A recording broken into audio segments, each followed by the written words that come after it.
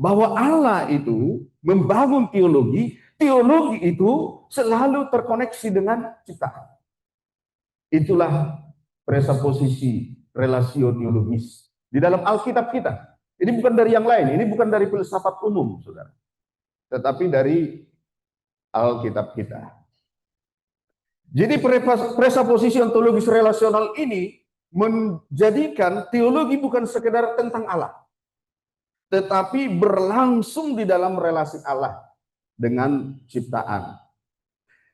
Itu bisa kita lihat dalam dimensi next, teologinya. Allah memang transenden, tetapi dia juga ada di dalam ciptaan, imanen. Bahkan disematkan menjadi namanya Immanuel. Immanuel, ya.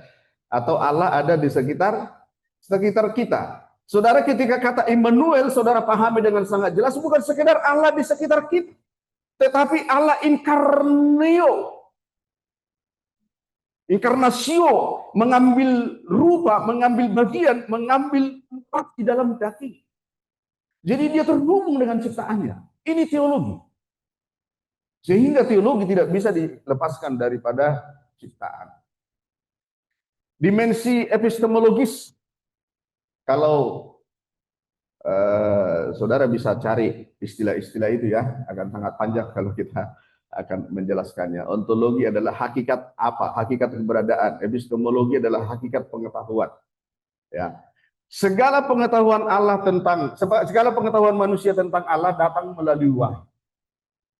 Baik umum maupun khusus, maupun batiniah. Ya, iluminasi Rohul Kudus. Itu di 1 Korintus ya, ada. Lalu kemudian dimensi teleologis, tujuan teologi adalah memuliakan Allah dalam konteks ciptaan. Next.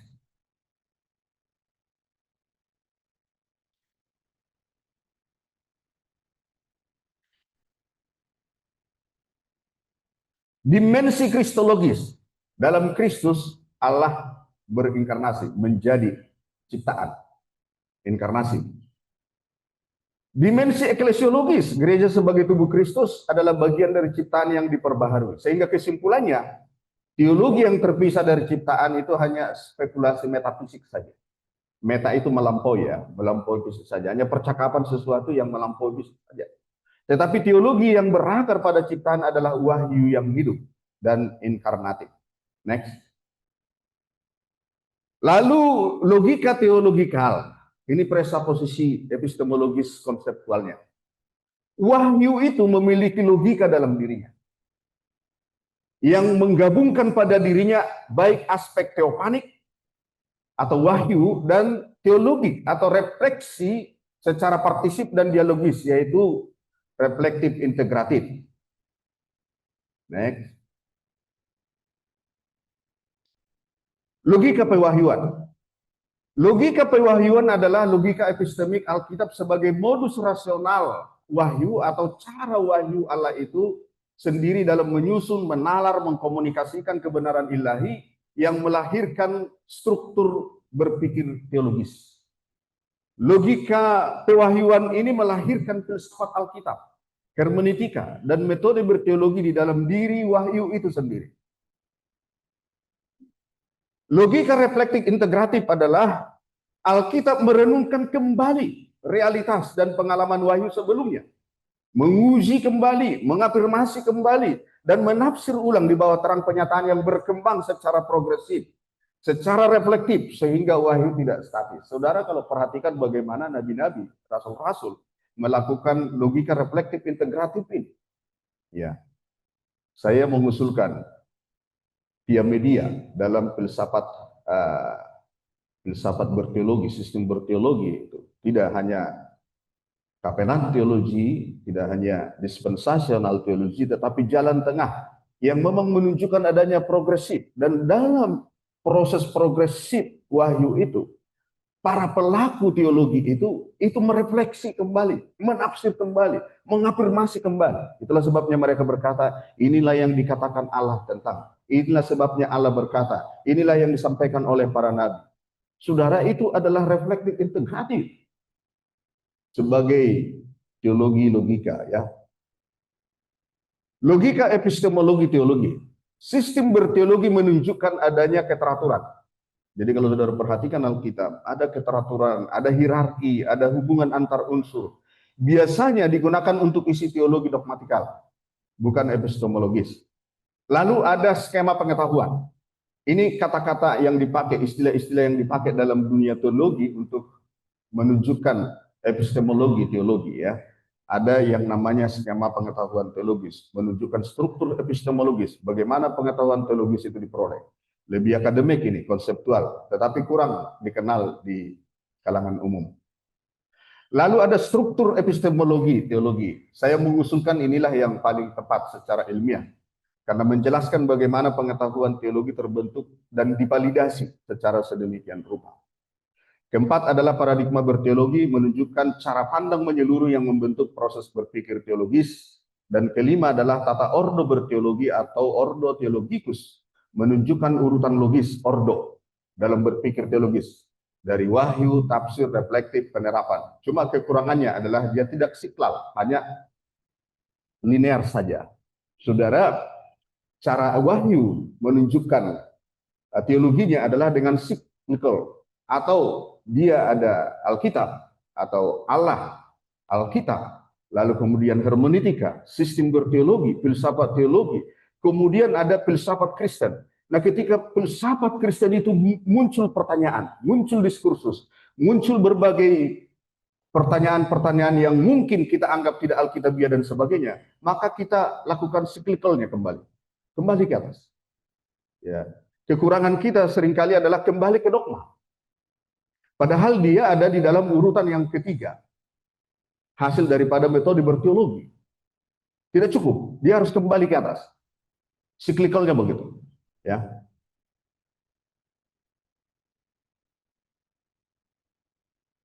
Nah, urutan siklikal struktur epistemologis dalam wahyu adalah filsafat Alkitab sebagai dasar ontologi sumber wahyu. Hermeneutika dasar epistemologisnya. Metode berteologi sebagai dasar metodologisnya dalam membangun pengetahuan iman, termasuk dogma-dogma itu. Lalu filsafat teologi sebagai dasar sistematis, koherensi dan rasionalitas iman itu. Dia berefleksi secara rasional, benar enggak ini? Benar enggak keselamatan bisa hilang? Itu filsafat teologi yang bertanya. Benarkah setelah manusia jatuh ke dalam dosa, baru kemudian iblis dijatuhkan ke bumi? Atau sebelumnya? Itu adalah filsafat teologi.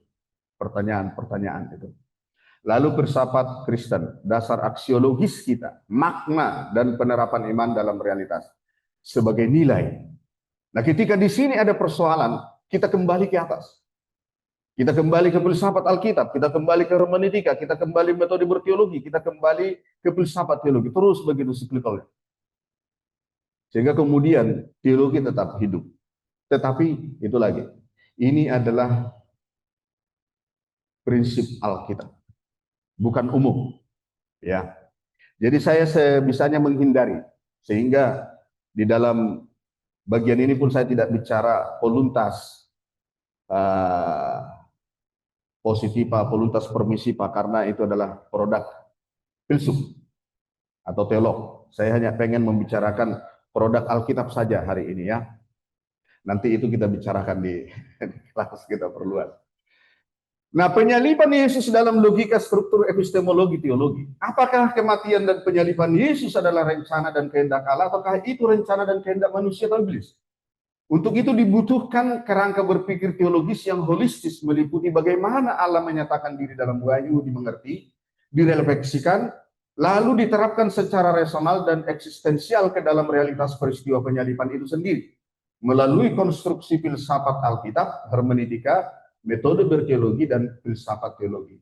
Filsafat Kristen tidak, karena sudah terjadi di situasi Edis dan kita hari ini. Ya, saya hanya jelaskan 4 ini saja, dan nanti saya akan mengkonklusi secara hermeneutis terhadap Kisah Para Rasul 2 ayat 23 untuk semua ini ya.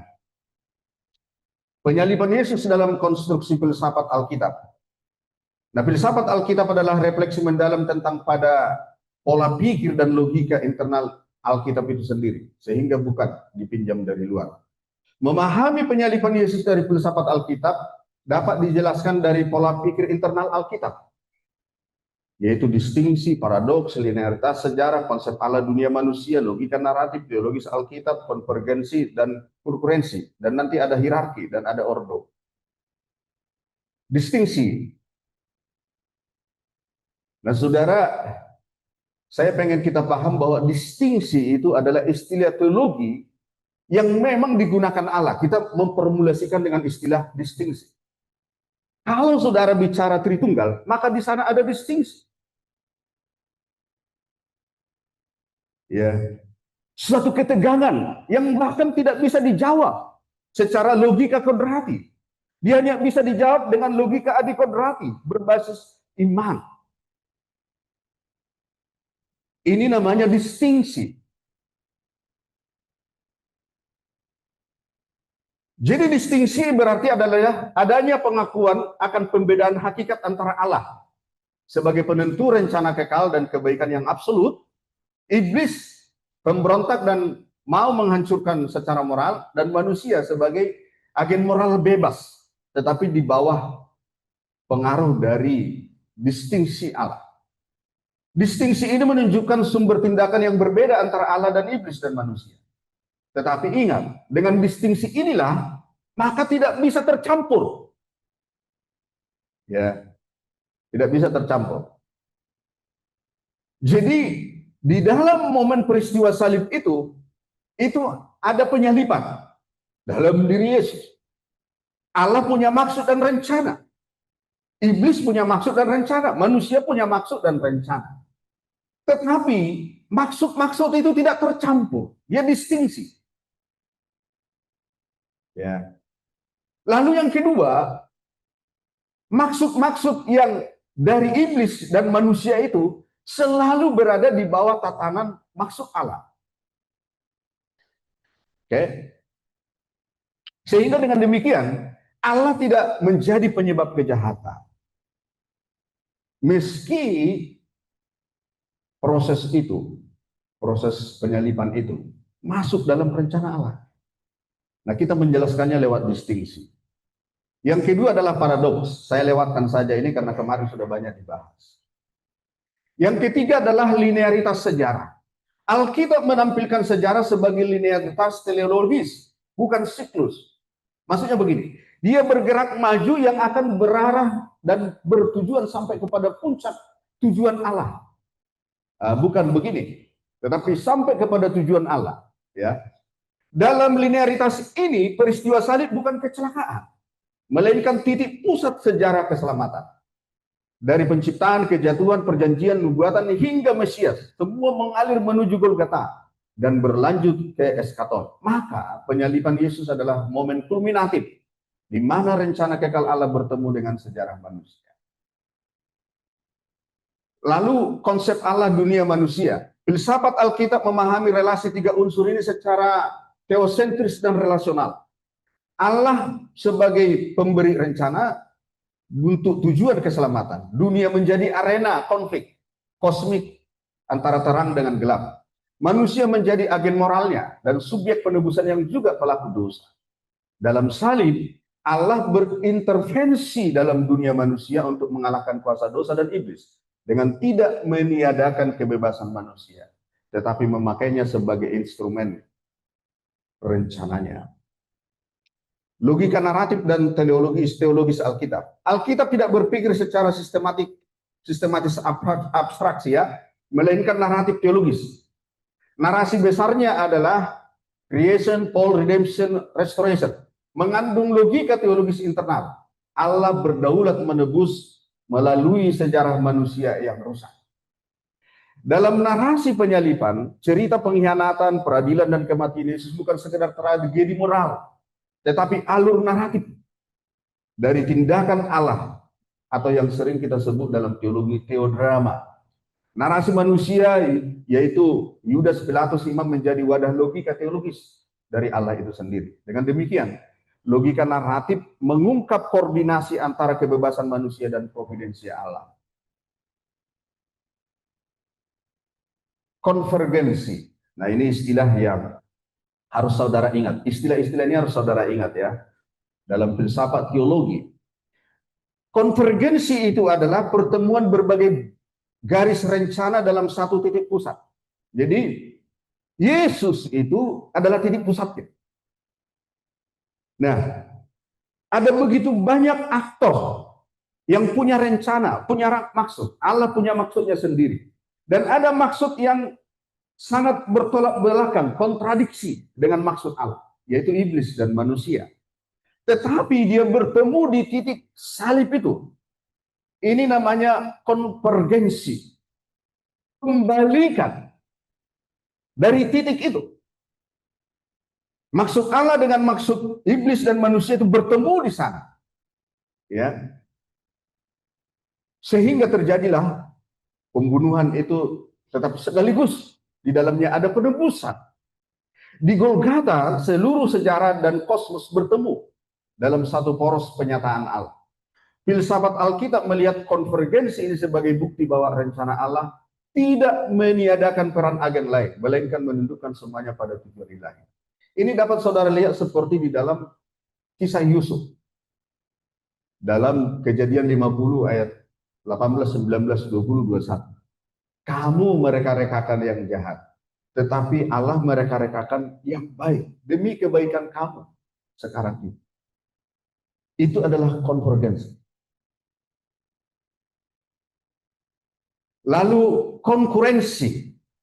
Konkurensi berarti dua atau lebih sebab yang oleh filsafat teologi dari tokoh-tokoh teolog kemarin disebut sebagai prima causa, prima secunda. Ya. Dua atau lebih sebab bekerja secara bersamaan menuju satu akibat tanpa membatalkan satu dengan yang lain. Dalam penyaliban Allah, penyaliban Yesus, Allah menentukan secara providensial. Ya. Kan kata Brisbane yang mengalir ke ekdoton itu kan adalah partisipasif Allah yang merencanakan maksud dari awal sebagai ketetapan bertemu dengan prognosis. Nah, dalam penyaliban Allah ada providensianya. Iblis mengerjakan niat jahatnya, manusia bertindak secara bebas. Namun tiga sebab ini bersaing atau konkuren dalam satu peristiwa. Dan hasilnya tetap saja dimenangkan oleh ordo Allah. Ya. Ini menunjukkan bahwa kedaulatan Allah dan kebebasan manusia bersifat konkuren, bukan kontradiktif. Jadi dibiarkan bersaing sedemikian rupa, tetapi tetap saja yang menang adalah ordo Allah. Lalu ordo atau tata ilahi. Ordo dalam filsafat Alkitab berarti tata urutan ontologis dan teleologis, di mana segala sesuatu terjadi sesuai dengan kehendak Allah. Allah merancang tujuan penebusan, iblis bertindak destruktif dalam batas providensi, dan manusia bertanggung jawab secara moral. Ordo ini menjamin bahwa meskipun iblis dan manusia bertindak jahat, keberdosaan mereka tidak menggagalkan ordo Allah, melainkan justru menjadi bagian dari ordo salutis, yaitu tatanan keselamatan. Jadi di dalam tatanan keselamatan itu, iblis dan manusia itu mengambil partisipasi. Ya. Tapi bukan menjadi penentu, ya.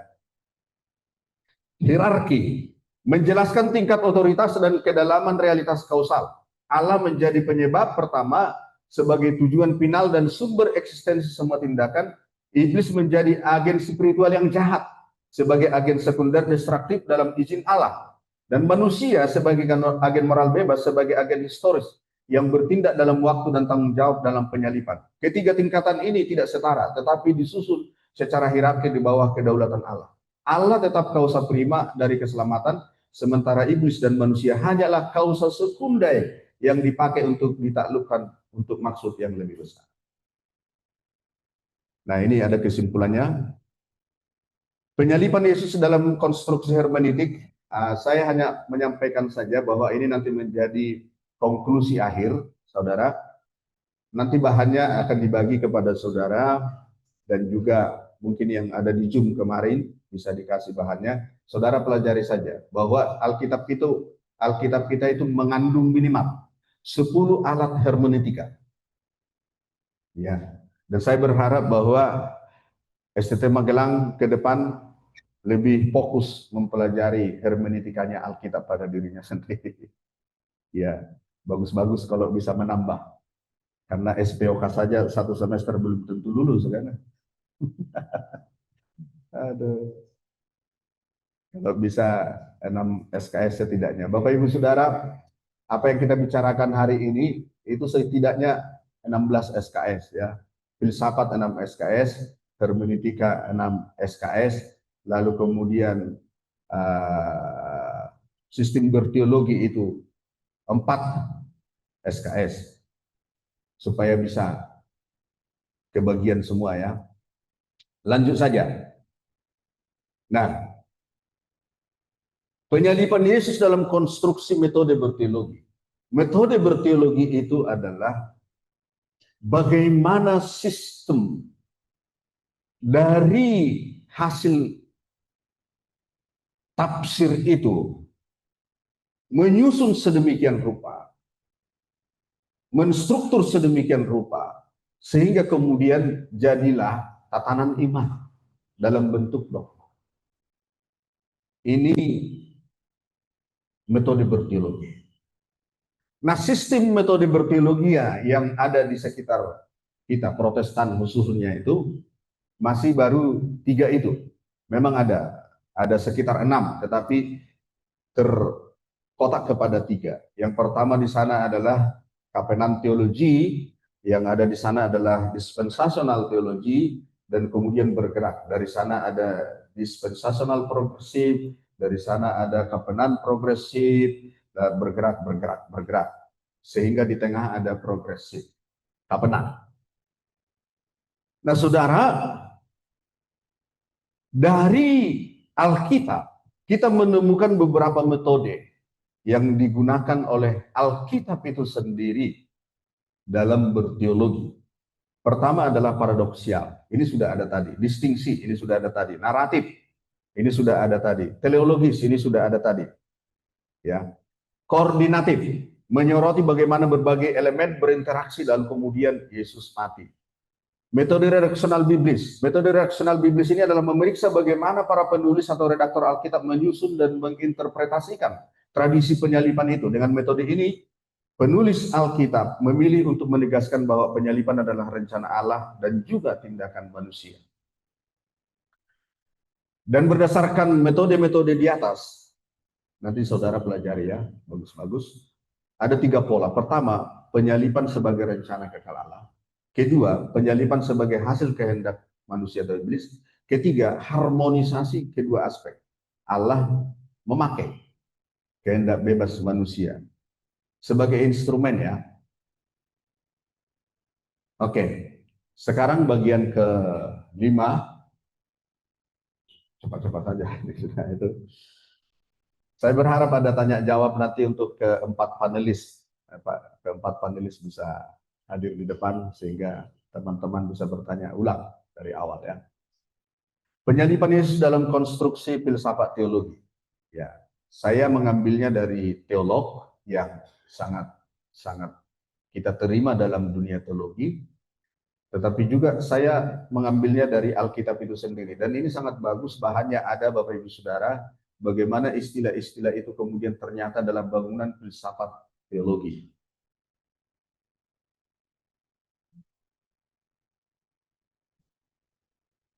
Ada ordo tentang tatanan keberadaan. Ada ordo intensionis, tatanan maksud. Ada ordo eksekusionis, tatanan pelaksanaan. Ada ordo gloriae, tatanan kemuliaan. Nah, saudara, di sini semua menunjukkan bagaimana penyalipan itu terjadi dan bagaimana Allah kemudian menunjukkan bahwa Allah menggunakan tindakan jahat untuk maksud penebusan. Dan Kemudian bagaimana kemudian kita bisa melihat bahwa kebodohan salib itu adalah hikmat Allah yang menyelamatkan. Secara formulasi, filsafat teologi salib dapat diringkaskan secara konseptual. Allah adalah kausa prima keselamatan, iblis dan manusia adalah kausa sekunda kejahatan. Namun kedua ordo ini berkonvergensi dalam ordo providensia, menghasilkan telos bonum atau penebusan dunia. Oke.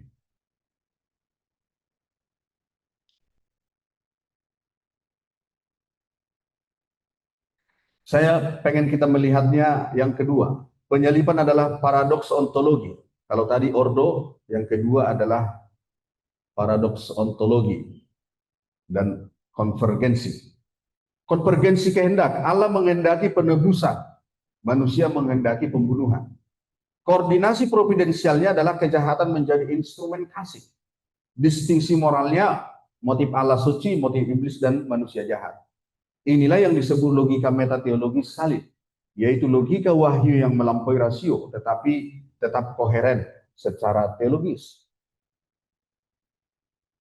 Kesimpulan, pembicaraan tentang penyaliban Yesus dalam konteks rencana Allah bagi iblis dan manusia merupakan titik pertemuan seluruh filsafat teologi, karena di dalamnya tersingkap ontologi Allah, keberadaan Allah, kodrat Allah, dengan segala hakikat, atribut dan hakikatnya, ordo kehendak Allah, permisif dan efektif, konkuren ilahi partisipasi makhluk dalam tindakan Allah, dan teologi kosmik, salib sebagai pusat sejarah. Nah, saya menemukan konstruksi filsafat teologi yang imanen di dalam Alkitab. Ini sangat serius kalau saudara pelajari, ya. Saya dorong saudara pelajari.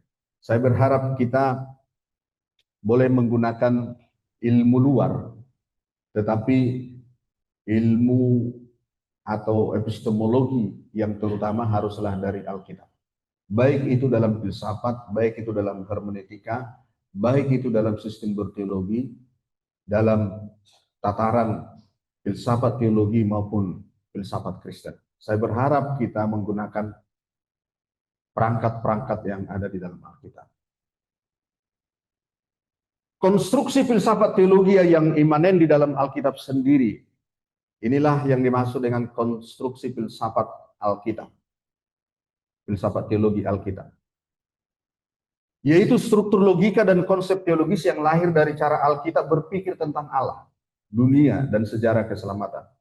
Konsep dan istilah teologi dalam filsafat teologi Alkitab adalah kategori, istilah, dan logika teologis yang dipakai Alkitab sendiri dalam peristiwa penyaliban untuk menjelaskan hubungan antara rencana Allah, boule, telema, peran iblis atau Satanas diabolos, dan tanggung jawab antropos.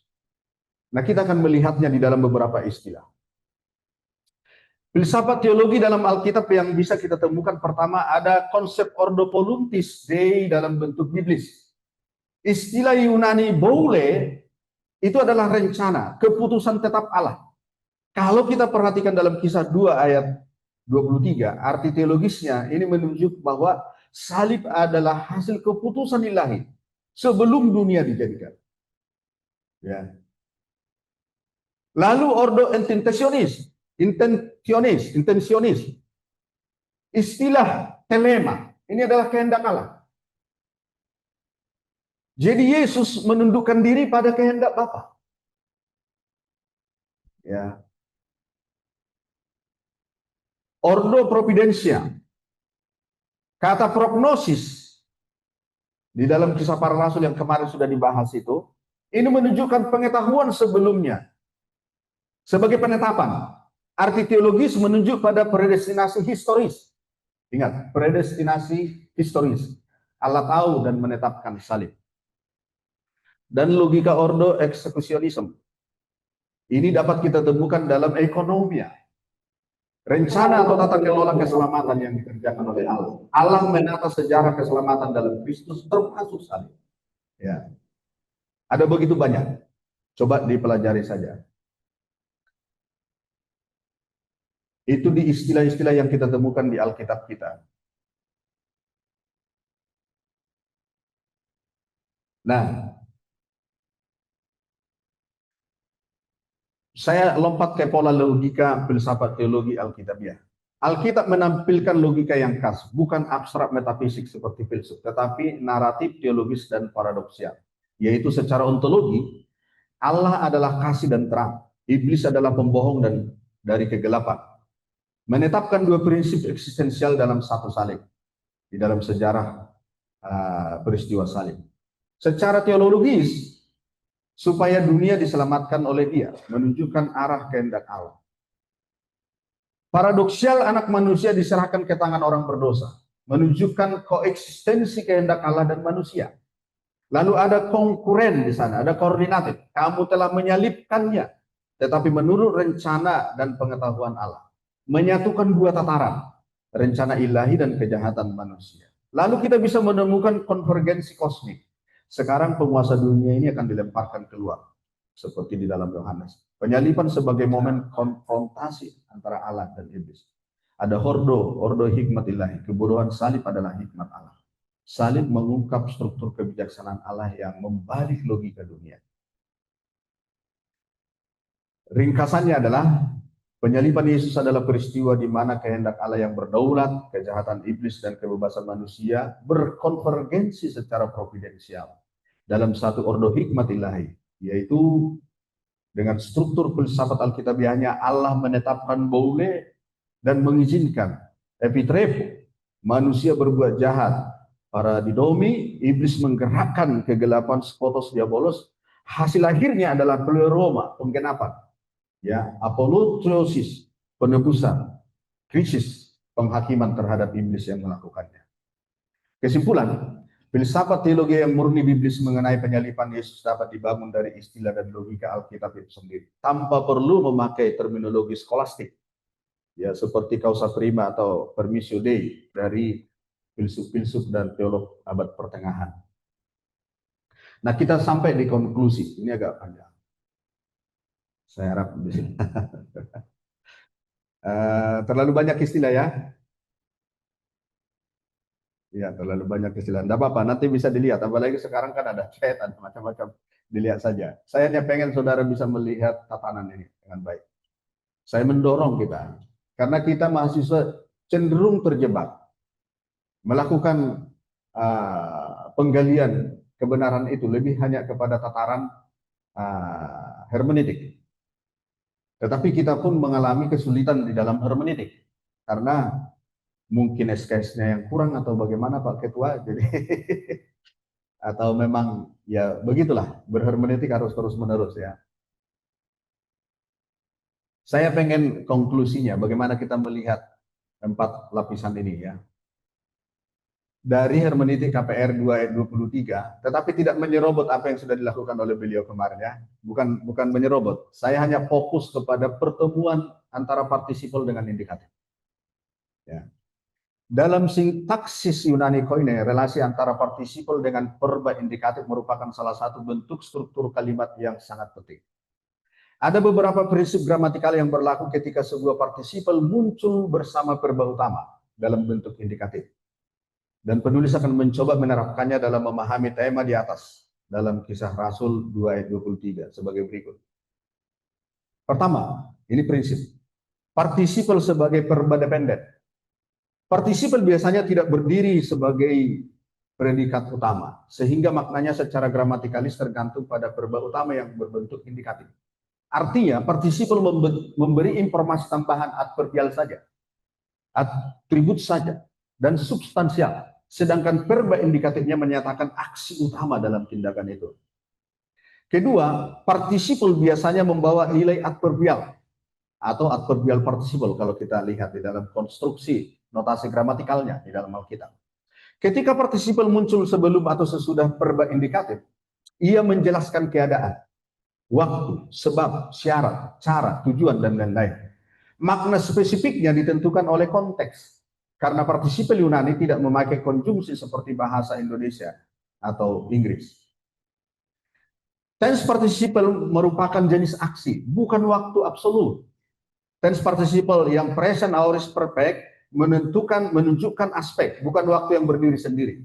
waktunya ditentukan oleh verba indikatifnya.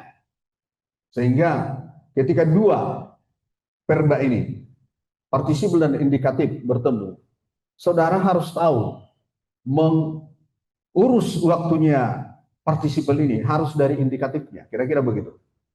Misalnya present participle menunjukkan pada aspek duratif, proses, dan simultan.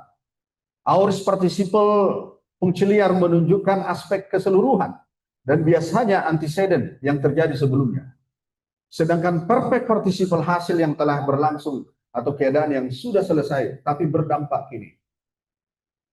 Keempat, participle mendekati fungsi verba utama. Bisa jadi.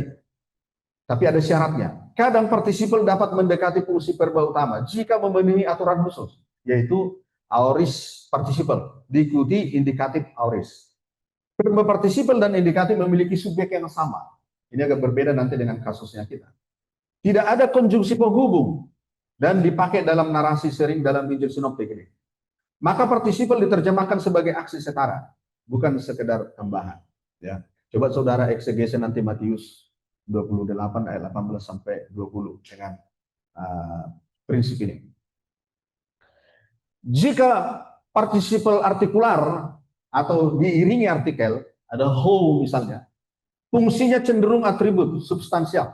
Jika tidak bercampur dengan indikatif, dia berdiri sendiri sebagai nomina verbal, ia tidak bergantung pada verba utama. Jika participle anartosus tanpa artikel, besar kemungkinan bersifat adverbial, maka ia bergantung pada verba indikatif dan memberi tambahan informasi keterangan. Hubungan logis participle indikatif selalu ditentukan oleh konteks, bukan hanya bentuk.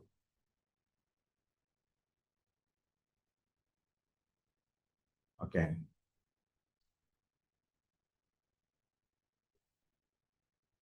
Oke. Mari kita lihat ayat itu ya. Kata horismene, notasi gramatikalnya adalah perfect passive participle datif singular feminin. Dari kata horizo. Notasi participle yang menjelaskan kata boleh menunjukkan telah ditetapkan, telah ditentukan. Ini mengalir kepada ekdoton. Ya, jadi tauton itu mengalir ke ekdoton. Dia mendapatkan participle pasifnya itu dari horismene ini. Ya, kalau saudara lihat konstruksi kalimatnya. Yang diterjemahkan yang diserahkan. Agennya adalah Allah sebagai pasif ilahi. Ini adalah akusatif adjektifal verbal, bukan partisipal murni dia ekdoton ini. Tapi dia mendapatkan aliran dari horismene karena dia yang diserahkan. Ya. Yang secara fungsi menjelaskan keadaan objek Yesus sebagai yang diserahkan oleh Allah, sehingga menjadi dasar teologis bagi sintesa antara rencana kekal Allah dan tindakan jahat manusia atau iblis dalam sejarah penyaliban. Perfect passive participle ini menyatakan tindakan Allah menyerahkan Yesus mendahului tindakan manusia secara sempurna.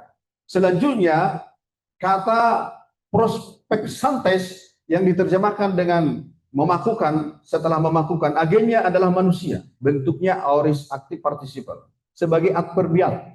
Participle ini menyatakan tindakan manusia yang mendahului verba utama. Jadi ingat itu. Jadi participle pertama itu tidaklah urutan logis daripada verba utama. Tetapi participle kedua, memakukan, menyalipkan, itu adalah proses sampai kepada verba utama.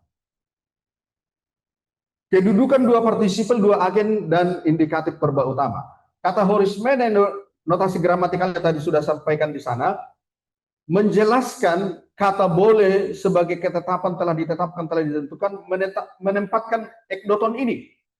Yang walaupun adjektif menunjuk kepada objek yang diserahkan sehingga bernuansa participle pasif ekdoton ini.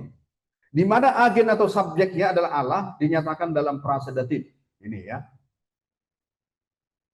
Kata ekdoton, notasi gramatikalnya ini adalah adjektif, tetapi dia participle sebagai aliran dari horismene. Ya, berfungsi notasi akusatif prediktif menjelaskan tauton, dia ini di awal kalimat yang diserahkan atau diserahkan keluar.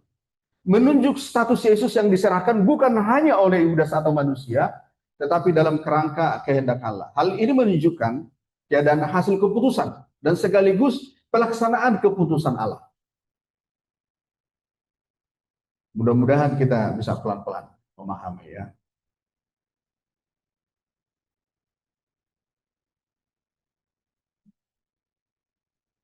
Kata prospexantes memiliki notasi gramatikal aorist participle aktif nominatif.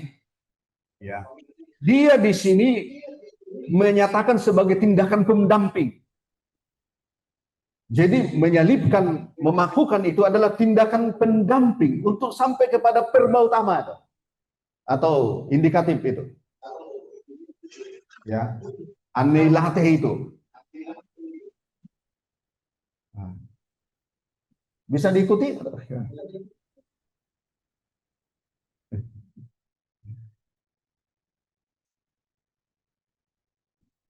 Nah, prospexantes merupakan partisipal aktif di mana subjeknya manusia. Ya, ditandai dengan orang kedua jamak. Jadi imam-imam, termasuk mungkin si Yudas juga dari sana. Ya.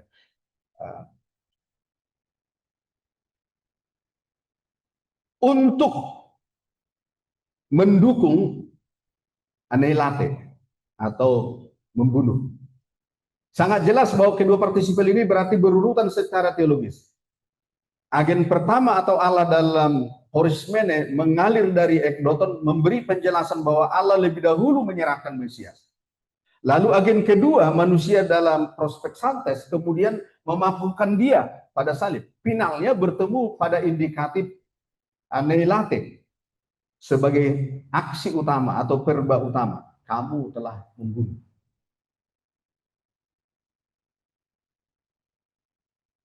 Kata anelate, bukan anelate, anelate berupa aorist indikatif aktif orang kedua dari kata anaireo, verba utama di dalam kalimat ini yang berarti membunuh, melenyapkan. Bentuk aorist indikatif menandakan tindakan historis faktual.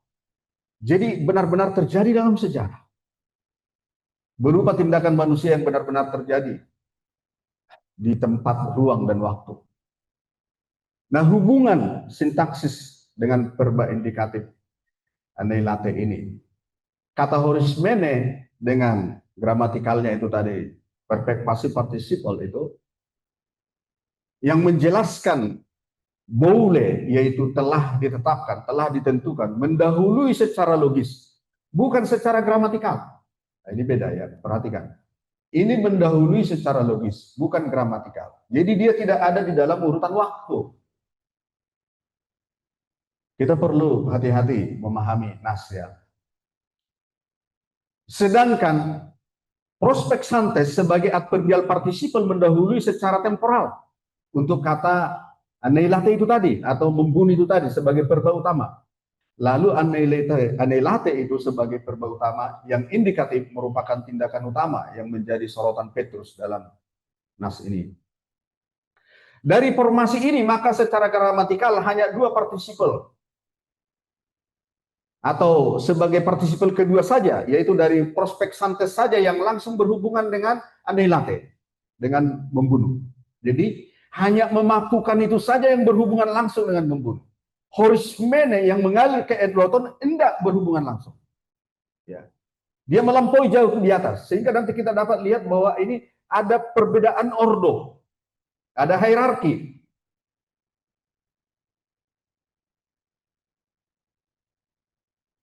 Tetapi secara teologis dan retoris, perfect passive participle pertama, horismene, yang menunjuk kepada Yesus sebagai objek yang diserahkan ekdoton yang terhubung dengan tauton, menunjuk pada tindakan ilahi yang lebih dahulu menetapkan penyaliban untuk Yesus. Jadi ini adalah urutan teologis, bukan urutan waktu.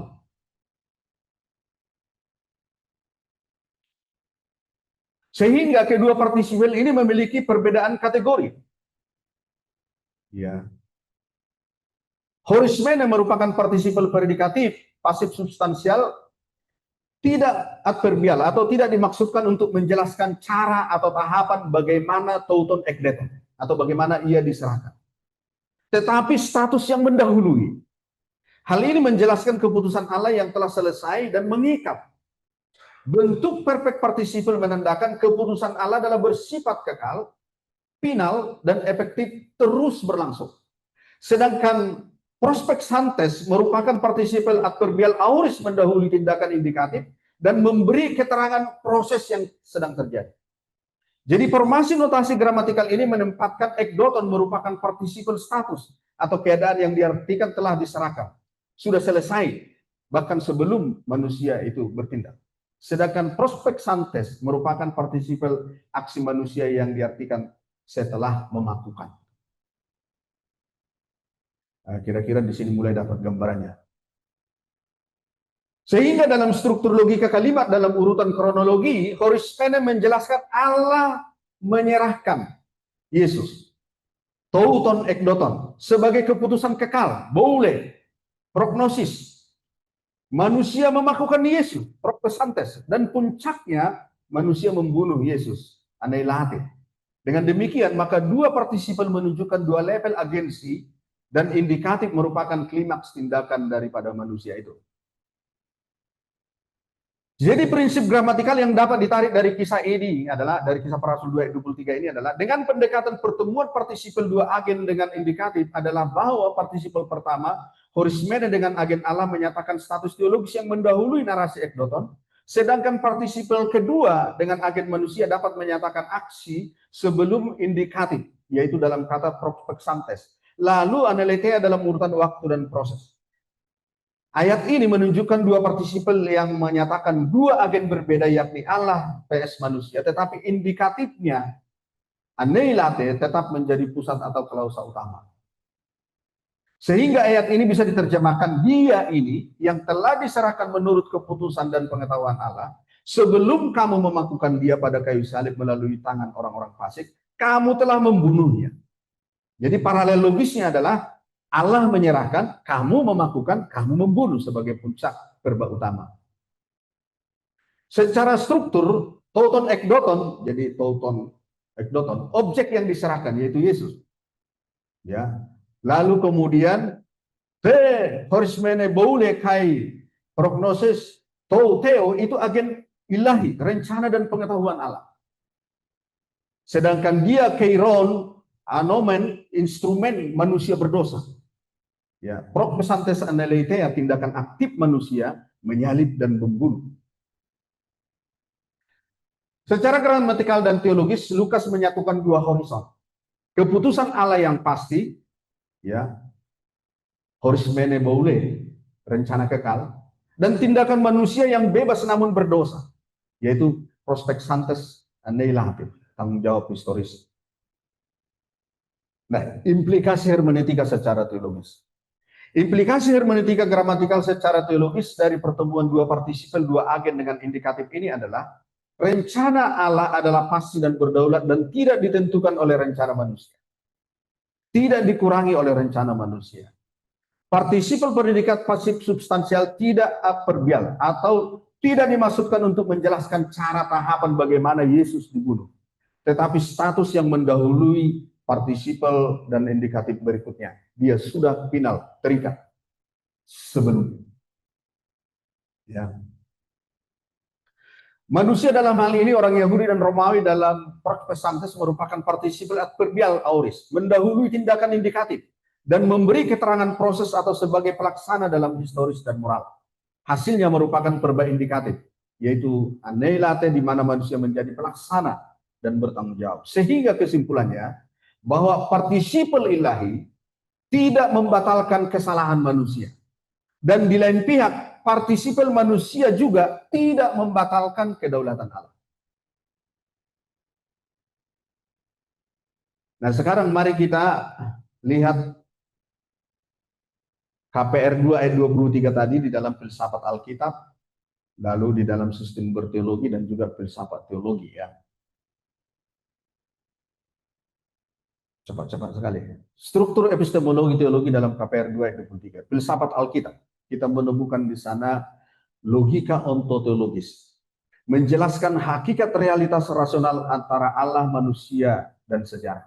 Dalam ayat ini kita menemukan logika berikut. Realitas ganda namun satu tujuan. Jadi ada dualisme relasional. Allah bertindak secara ontologis, horsemen boule, keputusan ilahi yang menetapkan sejarah. Manusia dan iblis bertindak secara historis eksistensial. Kita dapat temukan di prospek santes anai late ini, tindakan faktual. Filsafat Alkitab menegaskan bahwa sejarah tidak di luar providensi Allah. Namun kejahatan tidak berasal dari natur Allah, melainkan diorkestrasi dalam kedaulatannya untuk tujuan keselamatan. Nah, perhatikan tadi kan, karena partisipal ilahi itu tadi dalam horis mene yang mengalir ke ekdoton itu sudah berhenti. Tidak tergantung kepada partisipal berikutnya, prospek santes itu tadi. Jadi prinsip ontologisnya adalah Allah merupakan kausa prima teleologis, tujuan, kausa prima untuk tujuan, manusia atau iblis menjadi kausa sekunda, moralitas historis. Nah, dari layar metode berteologi, kita menemukan ada paradoksal dan konvergensi di dalam ayat itu. Dalam kerangka metode berteologi, ayat ini menghadirkan metode paradoksal. Rencana ilahi, kemarin sudah dibahas, ya, predestinasi historis dan kebebasan manusia tidak saling menyediakan tetapi berkonvergensi dalam salib.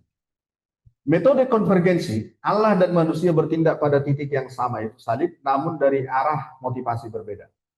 Allah untuk penebusan, manusia untuk kejahatan. Metode teleologisnya semua tindakan menuju telos Allah, yaitu keselamatan ilahi.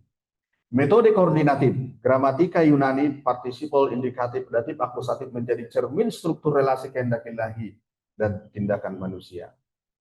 Nah, untuk filsafat teologi, sintesis relasional providensia. Dalam dimensi filsafat teologi, ayat ini meningkatkan logika, yaitu horismen yang menunjukkan prinsip ontologis. Allah menetapkan, ini adalah ordo kehendak kekal. Ekdoton, prinsip eksistensial, inkarnasi dan penyerahan diri Kristus. Ordo ekonomi. Prospek santes dan anelate, prinsip moral historis, kebebasan manusia dan iblis beroperasi dalam tatanan providensi. Dan dialektika teodise. Teodise itu adalah keadilan Allah, ya. Itu salah satu filsafat teologi. Allah tidak menyebabkan kejahatan, namun kejahatan dipakai Allah untuk menggenapi kebaikan kekal. Dengan demikian, kisah 2 ayat 23 adalah pusat filsafat teologi Alkitab. Allah menetapkan horismene, Kristus menyerahkan diri ekdoton, manusia bertindak prospek santes anelate, dan seluruhnya konvergen dalam satu teologis, yaitu salib sebagai sintesa kehendak ilahi dan kebebasan manusia. Dengan demikian,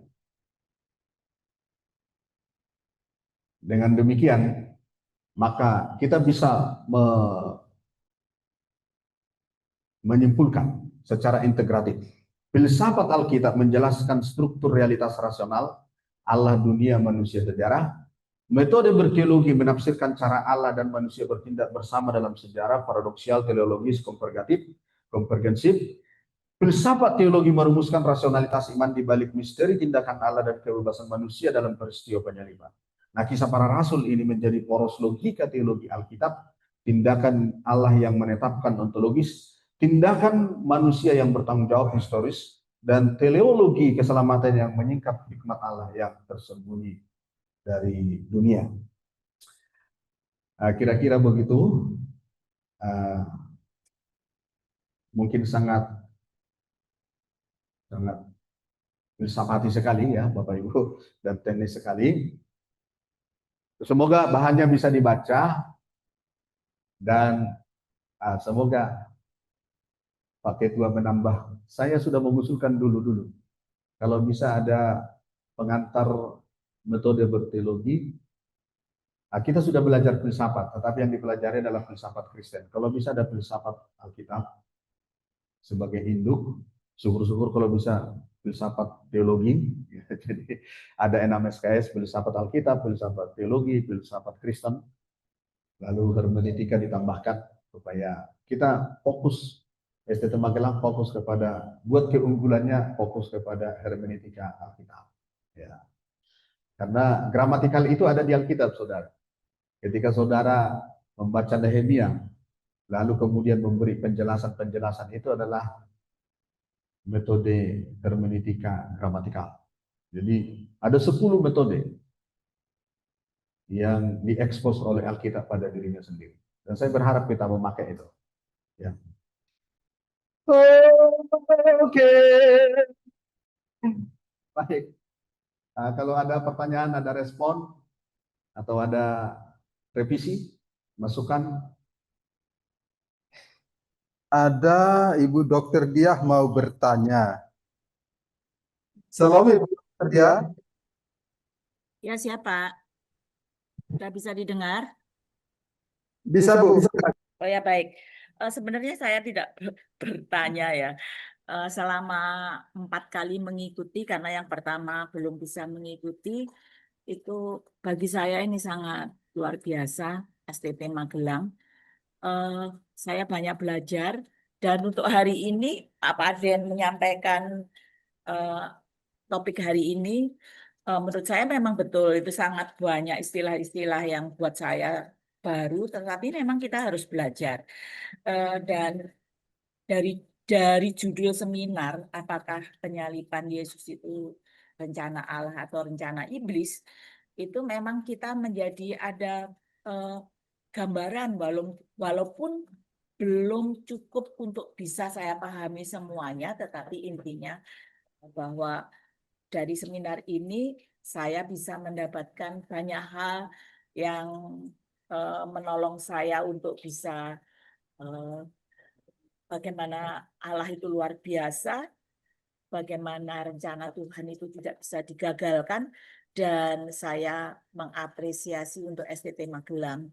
Dan mendorong saya sebagai salah satu pribadi yang juga sedang belajar, itu untuk terus belajar dan sukses untuk STT Magelang.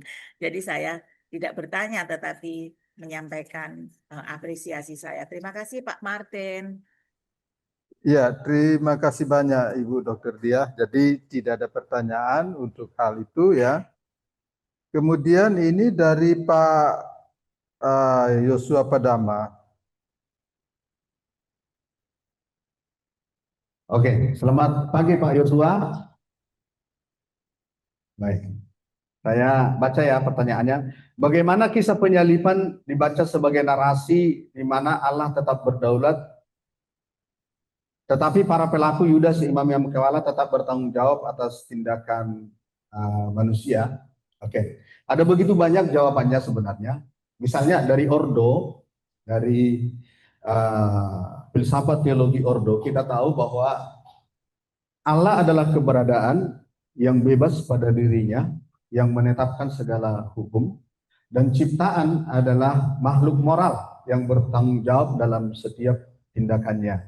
Nah, sebenarnya tadi kalau Bapak perhatikan dengan baik-baik, penggunaan participle horseman itu yang digunakan oleh Allah pasti pada dirinya sendiri menetapkan sesuai dengan rencana ketika bertemu dengan ekdoton menyerahkan Yesus, itu adalah kedaulatan yang sudah langsung ada pada dari kekekalan dan akan terus mengikat.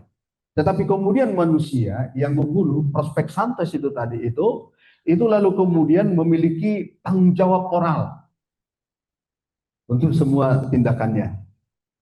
Sehingga sifat dari, jadi secara kodrati manusia itu bertanggung jawab terhadap seluruh tindakannya. Sehingga dia tidak bertentangan, tetapi konvergensi. Oke, kira-kira bisa begitu Pak? Nanti ada bahannya bisa dibaca baik-baik. Saya coba tadi mengkonklusi 3 layar itu tadi, filsafat Alkitab, metode berteologi, dan filsafat teologi di dalam konteks hermeneutika, Kisah Para Rasul 2 itu tadi. Dari filsafat teologi, apakah kebebasan manusia dapat diintervensi oleh Allah tanpa meniadakan tanggung jawab moral manusia? Terutama dalam konteks peristiwa penyaliban Yesus Kristus yang tampak sebagai kejahatan manusia tetapi disebut sebagai rencana keselamatan Allah. Ya, bagus sekali pertanyaan ini ya. Jadi dari teodise bisa kita pahami ini ya, keadilan Allah. Keadilan Allah itu adalah dia tidak akan mengintervensi, dia akan membiarkan, tetapi dia secara otomatis akan berelasi dengan manusia di dalam tataran moralnya. Ya, ada begitu banyak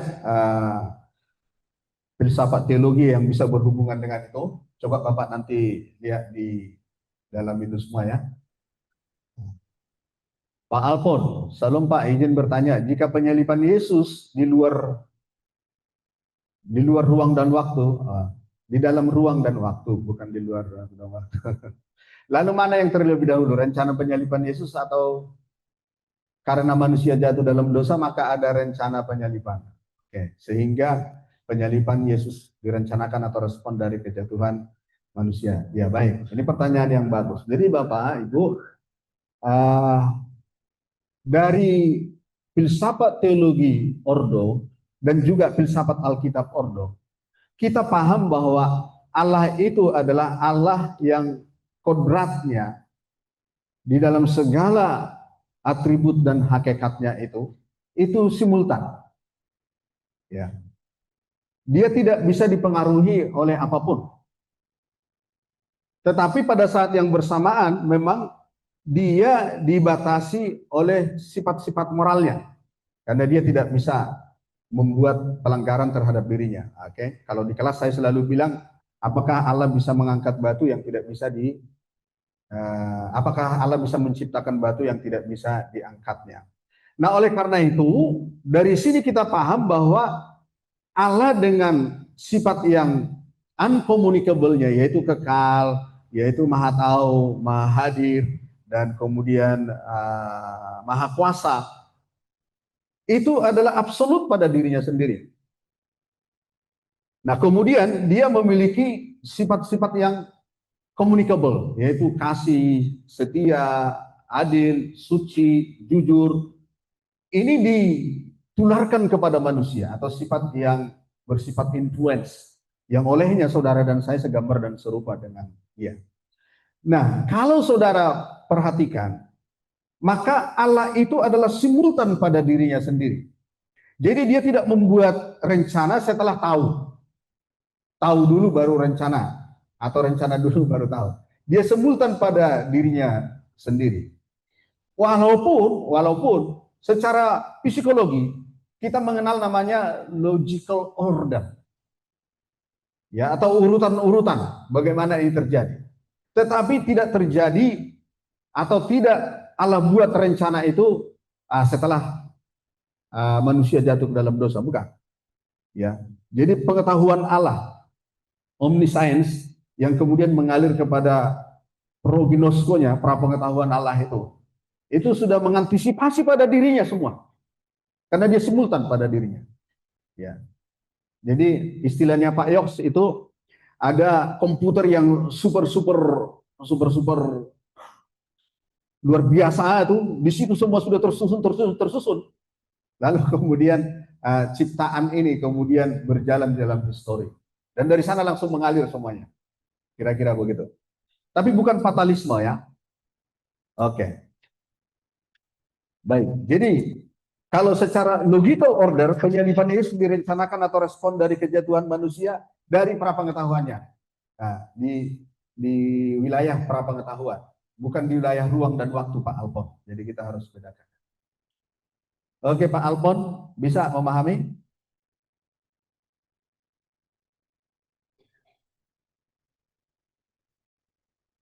Ya, saudara,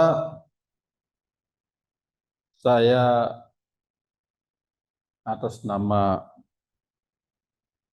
Ketua Prodi S1 Teologi menyampaikan penghargaan, apresiasi, dan terima kasih kepada para narasumber.